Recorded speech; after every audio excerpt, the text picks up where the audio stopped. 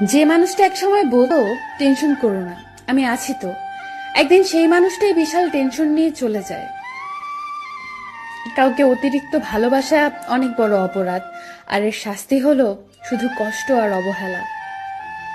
আমি একজনকে চাই যে রাগ করলে রাগ ভাঙাবে, ভুল করলে বকা দিবে, কথা না শুনলে শাসন করবে, আর আমাকে খুব ভালোবাসবে।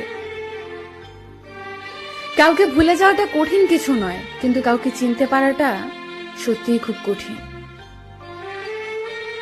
অতিরিক্ত অহংকারীদের শাস্তি কম, কষ্ট বেশি। ভালোবাসা মানে শুধু রোম্যান্স করা নয়, ভালোবাসা মানে নিজের থেকেও বেশি কাছের মানুষের খেয়াল রাখা।